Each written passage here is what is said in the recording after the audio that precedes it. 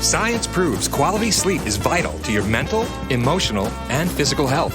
The Sleep Number 360 smart bed senses your movements and automatically adjusts to help keep you both effortlessly comfortable. And it's temperature balancing, so you stay cool. So you're at your best for yourself and those you care about most. Life-changing sleep, only from Sleep Number. It's our ultimate Sleep Number event. Save 50% on the Sleep Number 360 limited edition smart bed, plus special financing. Ends Monday. To learn more, go to sleepnumber.com. Special financing subject to credit approval. Minimum monthly payments required. See store for details. AT&T Fiber presents a straightforward moment. Game on, baby! This looks great! Yeah, streaming is amazing with AT&T Fiber. Must be nice being a gigillionaire. Yup, and the straightforward pricing has made me want to be straightforward with you. I'd much rather stream ice dancing. Is that Alma Hansen and Bjorn Anders? Oh. Straightforward is better. No equipment fees, no data caps, no price increase at 12 months. Live like a gigillionaire with AT&T Fiber. Limited availability in select areas. Visit att.com/hypergig for details.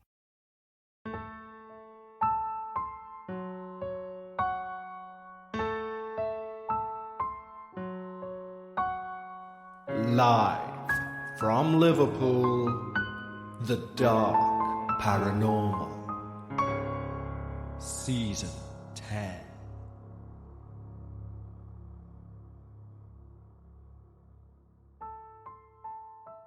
Hi everyone, and welcome back to the Dark Paranormal Season 10. First and foremost, a huge thank you to everyone who's reached out this week, and to everyone who's went to check out the new website, thedarkparanormal.com. And it's been great to see some photographs of you guys wearing some of the merchandise available there. I didn't expect that much take-up, so once again, thank you very much. Now, for this episode, I have some bad news and I have some good news. The bad news is, the story I preempted last week, where I stated it wasn't safe for kids, etc., and it was going to be a very dark story, the writers asked me not to read it out, sadly. But of course, we're going to follow their wishes. Now, the good news is, what I was going to do was bring forward episode 5 and read that out today instead. However, as spooky synchronicity would have it, we've received one hell of an email in the last 7 days. And although it's exceptionally rare that we would read out something so new so quick, this all seems like it's meant to be. The true paranormal experience that we're going to cover today comes in from our listener Thomas, and it's one of the likes I don't think we've heard before, certainly in terms of what's encountered. Thomas's experience comes from his childhood in the early 80s from Northern England. However, what goes on clearly originates from somewhere much darker. But before we get to today's amazing true paranormal experience, we need to of course thank our wonderful team over at Patreon. When you sign up to Patreon, not only do you receive these episodes both ad-free and before everyone else, but you can also receive exclusive access to the Patreon-only podcast, Dark Bites. Dark Bites is a podcast that runs every Sunday of the year, even on the downtime in between seasons, meaning you never miss your paranormal fix. And because you get complete access to the back catalogue of Dark Bites, there's over 100 hours worth of unheard content for you to binge on. We've built a wonderful community of like-minded paranormal enthusiasts over on Patreon, and we'd like to extend an exclusive invitation just for you. Simply head over to patreon.com/thedarkparanormal, just like these wonderful new team members have.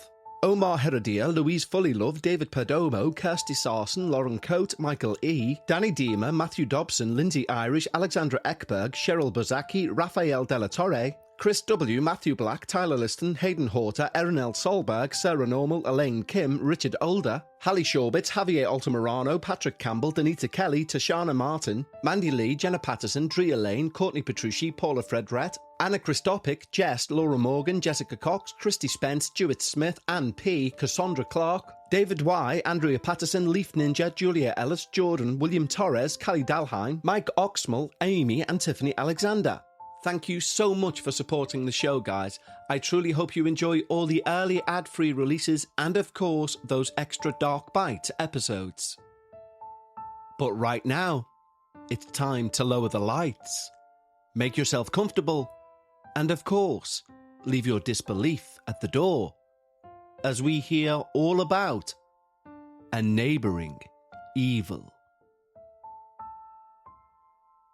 There has only been one moment in my life when I've experienced utter and complete terror. The type of fear that shuts down your senses and leaves you petrified to the spot. I will never forget the incident, which was so traumatic that even now I often have nightmares in which I find myself back in the summer of 1982, stood all alone in a small terraced house owned by a Mrs. Drinkwater, a spiritualist in the town where I grew up in the north of England. To relate my experiences of Mrs. Drinkwater and her celebrated talents, I need to digress slightly and go back over 100 years to the carnage of the First World War. In this war to end all wars, the so-called PALS Regiment, formed in northern industrial towns, paid a heavy toll for their bravery. It's said that in some streets, every other house had lost a son to the Great War. This devastation and loss promoted a huge popularity in clairvoyance and spiritualism, which was still in existence some 70 years later when I was growing up in the late 70s and early 1980s. At that time, many towns in the north still had spiritualist churches, and many clairvoyants and mediums held gatherings in the front parlours of their own homes. Mrs. Drinkwater was one such spiritualist. She lived in the middle of a terraced street near to my house.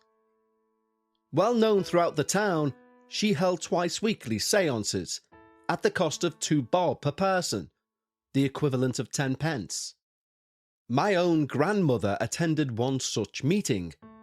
On the evening before, she'd borrowed and subsequently lost a valuable darning needle belonging to her aunt.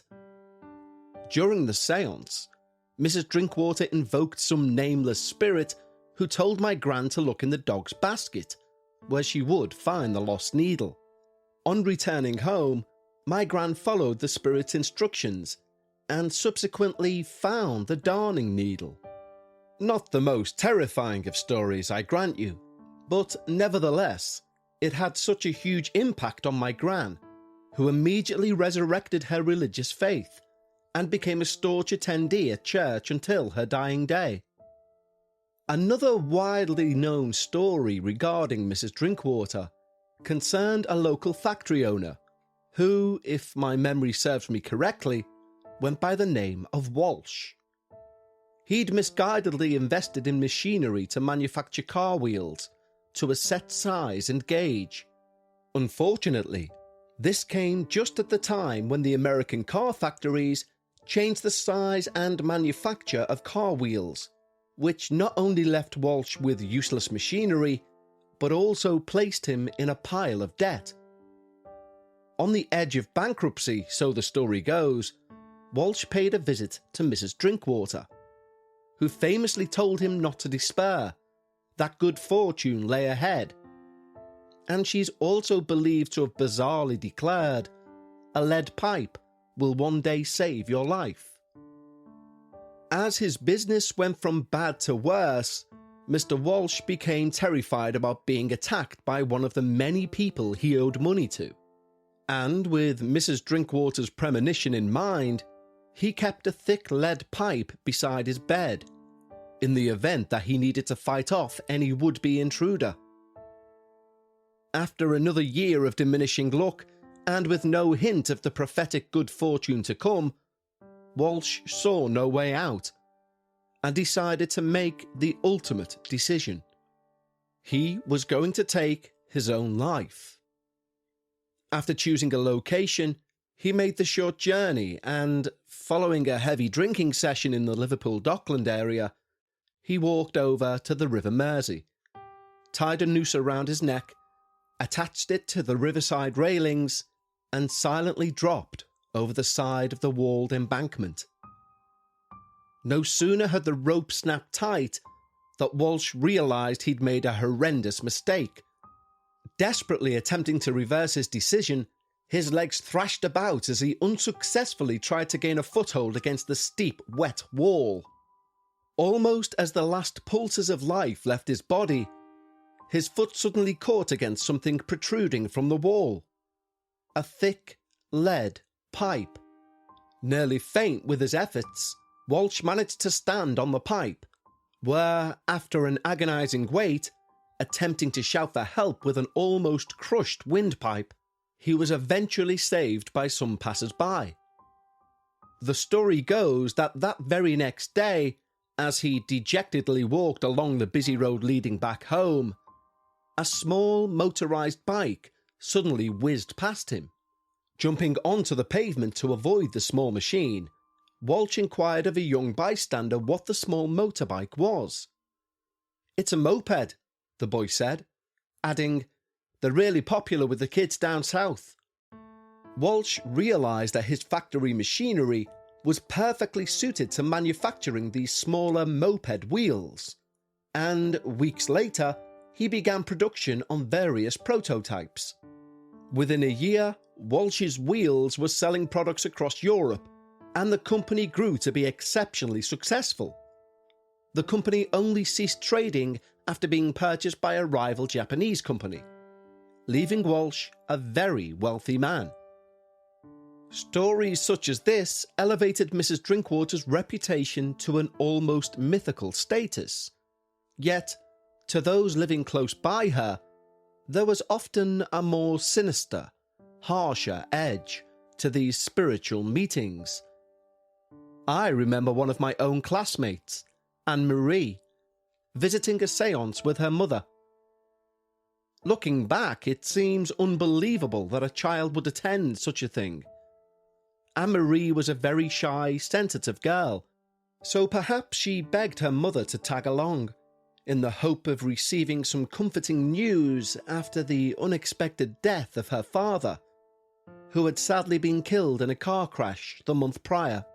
However, in spite of their hopes for messages of peace and comfort and love, for whatever reason, the séance took a disturbing turn.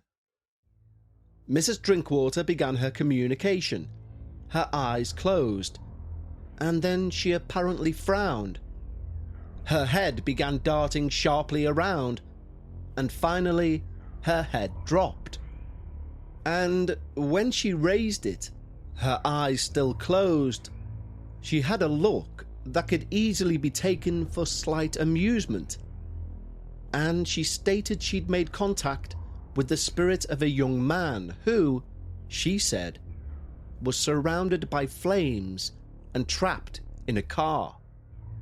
As Anne-Marie and her mother sat in desperate anticipation, Mrs. Drinkwater began to describe in graphic detail, in almost delight, the horror of the man who was trapped, even mirroring, almost mocking, his desperate screams as he was slowly enveloped in flames. This was all too much for Anne-Marie, who ran out of the house screaming and collapsed into a sobbing ball in the street. For months, the poor girl was so traumatized that she barely spoke. She wouldn't answer teachers when directly asked a question. She would just stare blankly back at them. My mother winced when such stories were told.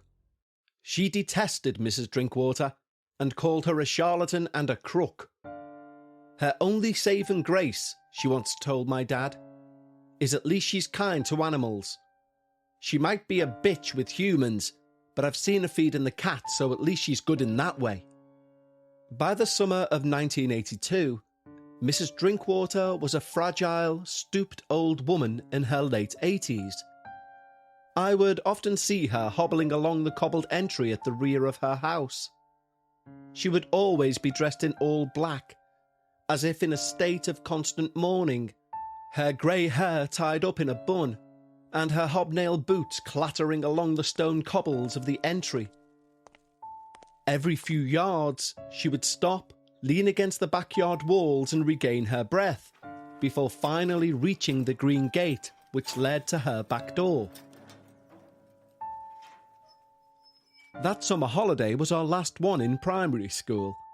We were 11 years old and soon set to move up to the older secondary school. On the first night of our school holiday, myself and 3 or 4 boys from the local council estate were searching the entryways near to our house. The reason for this mid-evening hunt was to search for my cat, Tigger, named after the Jungle Book character. He'd only been gone about 24 hours, which he had done before, but very, very rarely. The additional concern is that this particular area wasn't the safest. Gangs of lads seemed to congregate on most street corners of an evening, and it was believed amongst us school kids that some of these lads viewed cats as nothing more than something to chase, something to kick, and allegedly much worse. Over the previous months, loads of cats from the local area had disappeared without a trace. Sometimes 1 or 2 animals might turn up, dishevelled, injured and hungry, but more often than not, the cats never returned. And now, albeit only for 24 hours, our own cat had gone missing, as had the cat of one of my friends, although his cat, Millie, had been missing for over a week. So on this particular summer's night, as dusk began to fall, we found ourselves energetically searching the entry passages, calling out Tigger and Millie's names as we banged on bins and tapped on gates. As we passed the back of Mrs. Drinkwater's house, we suddenly recognised the slight frame of the old lady, standing motionless beside her open gate. Then, with the reflex of a much younger person, her bony hand unexpectedly grasped the nearest boy to her. All of our merriment instantly melted into a shocked silence as we turned to face the woman now holding our cowering friend. And now, for the first time in my life, I actually heard the old lady speak. "Which of you boys can get into my house?" she asked. "I'm locked out." I remember thinking that her voice sounded somehow more like a child than I'd anticipated. She nodded up towards an upstairs window that was open at the back of the small terraced cottage. By now, she'd released the boy from her clutches and gestured to us to follow her into her backyard. In a circle, we stood around her back door, as Mrs. Drinkwater shook the handle to illustrate the fact it was locked tight. In those days, what was known as a glass veranda was a popular extension to the back of a house. In basic terms, walls and a roof of glass were supported by a wooden frame. Typically, harsh red quarry tiles covered the floor.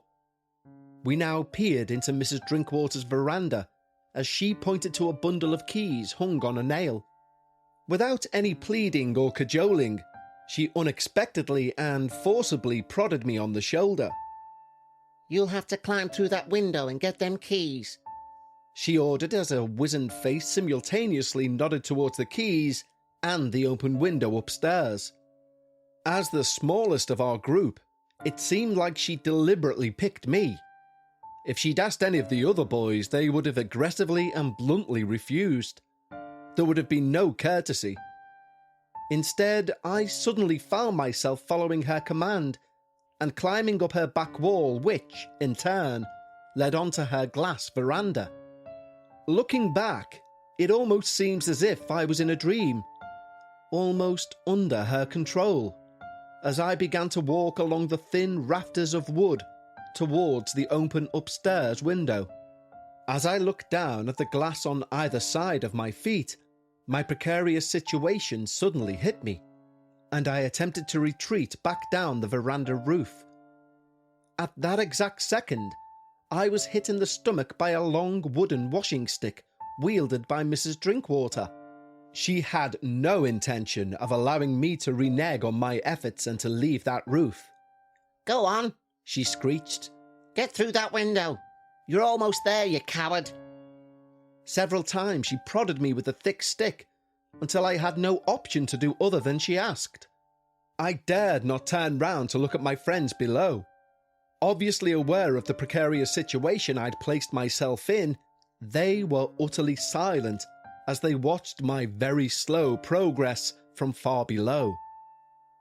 After a few minutes of carefully inching along the wooden beams, I finally reached the open window and squeezed through with ease, landing with an unexpectedly loud thump on the bare floorboards of Mrs. Drinkwater's back bedroom. For a few moments, it took me time to readjust to the complete darkness that I was now plunged into. Outside, the final slivers of daylight were disappearing, and there was not even a small trace of light to illuminate my passage through the house and down to the veranda where I could retrieve the keys. After a few seconds, which seemed to last like a lifetime, I began to make out the walls in the room. Bare of any paint or wallpaper, they were rendered in a thick red plaster, giving the appearance of some derelict ruin. Each wall held numerous indecipherable etchings. Looking back now, they seem to be similar to what you will see on a rune stone. As all the houses in these streets were exactly the same shape, I instinctively knew where the bedroom door was, and I now edged slowly towards it. If I could open the door, I would find the staircase beside the upstairs bathroom. I was suddenly conscious of my own deep breathing, which was amplified in the empty room. The shape of the door, now barely visible, loomed in front of me, and with a shaking hand, I grasped the door handle and pulled tightly. Nothing moved. The door remained tightly closed. "Oh God, please open," I said in desperation. I was conscious that my voice was shaking and I was near to tears. "Come on," I said once again as I gave the door a harsh jolt. Still it would not open. I stood motionless, at a momentary loss of what to do next. And then I heard it. On the other side of the door, there was a barely audible click. It was as if my tug at the door had released some locking mechanism, and now, slowly, the bedroom door began to open of its own volition. To my relief, on the other side of the door, a shaft of fading light filtered through the skylight at the top of the stairs. In this half-light, I could now clearly see that there was a small sliding lock on the door. I reasoned that my vigorous efforts at tugging at the door must have somehow loosened the bolt. For a second, I stood in silence, watching as the house dust slowly danced in the light from the window. It was at this moment that I suddenly became conscious of a gut-wrenching stench, which seemed to envelop the whole house. The smell was like something rotting, and it was so strong it instantly caused me to gag. Fearing I was going to be sick, I covered my mouth and nose with the sleeve of my t-shirt and stumbled towards the top of the stairs, reaching out for the banister. It was there, at the top of the stairs, that the smell was the strongest. To my right, as I predicted, was the bathroom and a narrow dark corridor leading to another bedroom. To this day, I don't know what made me briefly pause at the top of those stairs, but I suddenly had the compelling feeling that someone or something was staring at me from that bathroom. Slowly, I twisted my head to peer into the darkness, and there, staring back at me, stood in between the bathroom curtains, was what appeared to be a tall, human-shaped silhouette. But this silhouette seemed to have antlers, like that of a small deer. The next few moments, as I stood at the top of those stairs, were the most frightening moments of my life.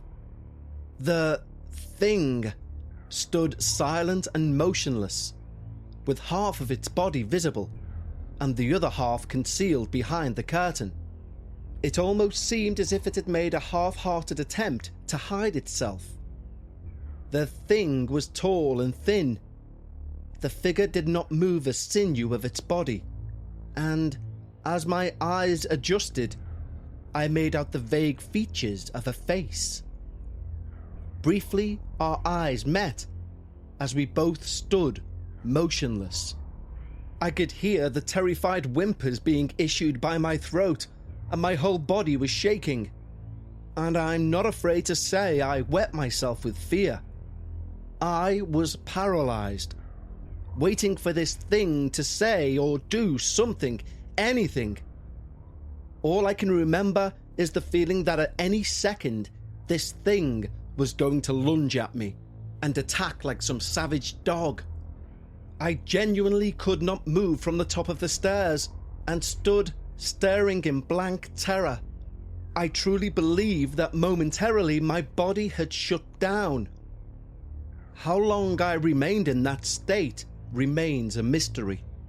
The last thing I remember is the thing tilted its head to the side, and I felt something grab my shoulders, pulling me down the stairs. My next memory was of me lying on my sofa in my house with my mother and several neighbours, including Mrs. Drinkwater, staring down at me in deep concern. One of them held a glass of brandy to my lips, which I was made to drink.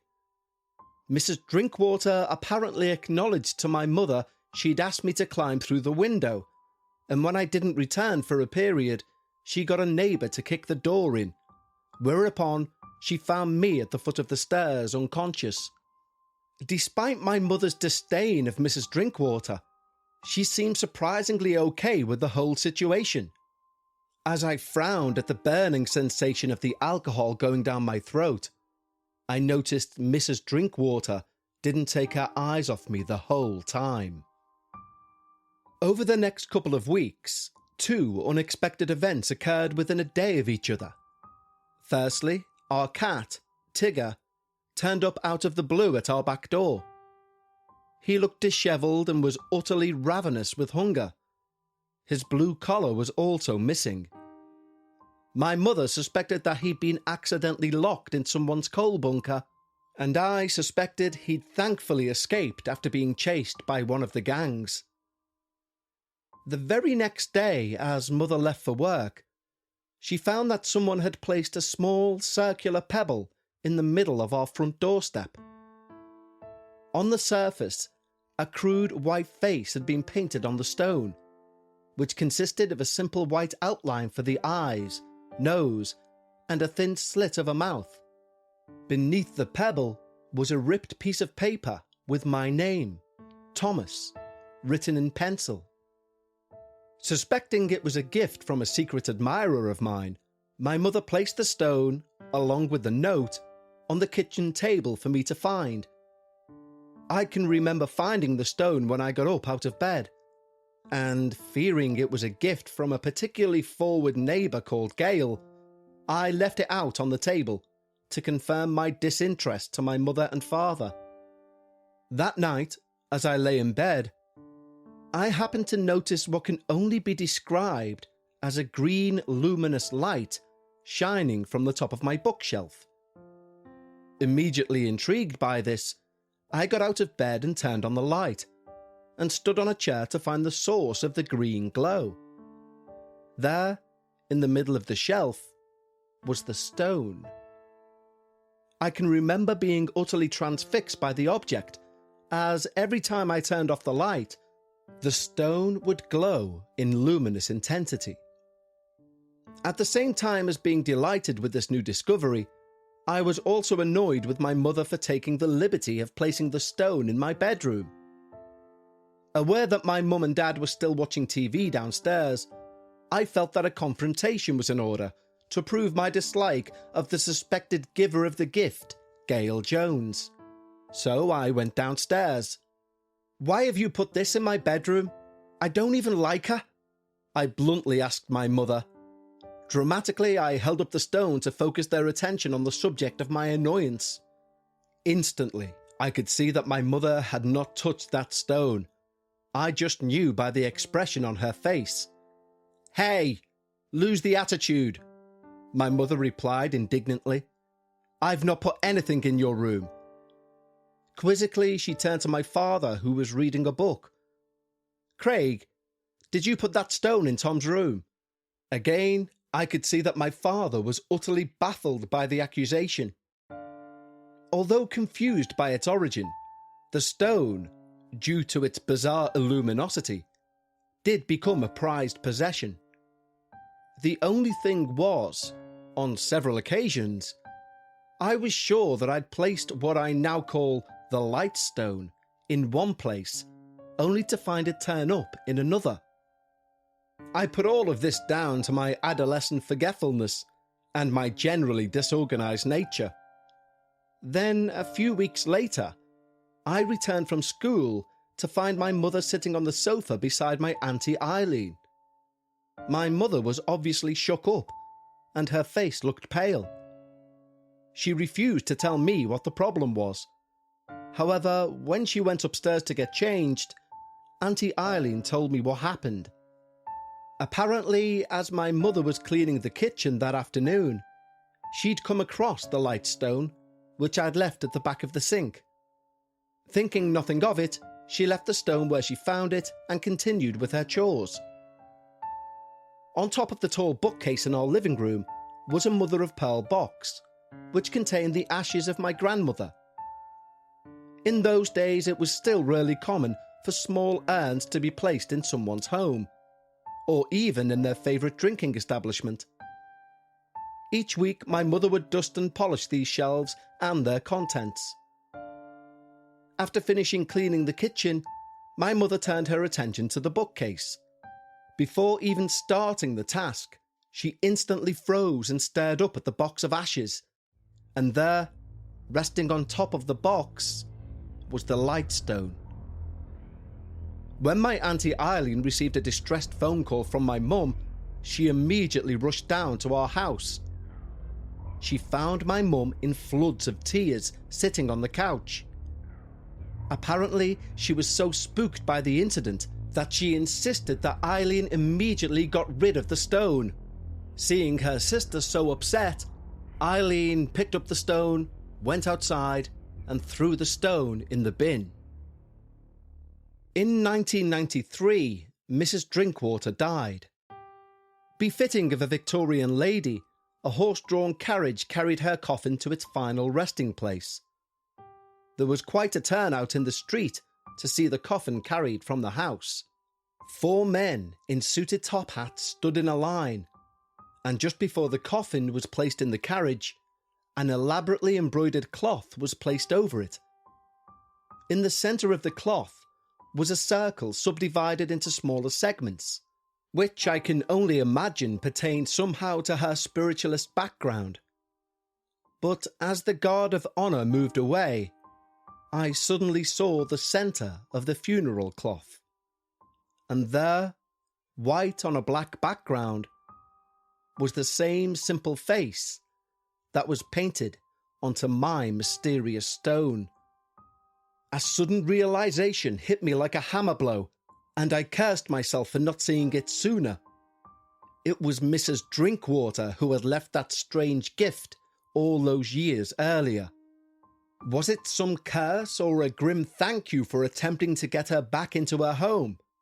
Unfortunately, I'll never know the answer to that or so many other questions. But one final strange incident casts a further shadow over Mrs. Drinkwater's sinister reputation. You see, a few weeks later, when council builders began work on gutting Mrs. Drinkwater's house, all the work was halted on the first day. The police were called, along with a forensic investigation team. Rumours spread that the builders pulled up the rotten floorboards of the bathroom and they discovered piles of skulls and bones. After weeks of fervid speculation and rumours, the local paper finally revealed the truth. Buried beneath those floorboards were the bodies of over 100 cats that had been killed and mutilated over the past 30 years. Wow, Thomas, what an amazing and truly terrifying experience you endured. I won't even hazard a guess as to what the entity was in the bathroom that you saw, but I will say it does go to show you can never be too sure just how close you are to someone who's inherently evil. I know on a personal level that since reading that story, I've had that silhouetted image in my mind for quite a number of days, so thank you for that. And I'd also like to thank each and every one of you for choosing to spend your time with me here on episode 4 of season 10. For our Patreons, I will speak to you again on Sunday for yet another instalment of Dark Bites. And for everyone, I'll speak to you next week for episode 5. And until then, remember, when you're discussing the paranormal, always try and leave some of your disbelief at the door. And I'll see you next week here on the Dark Paranormal.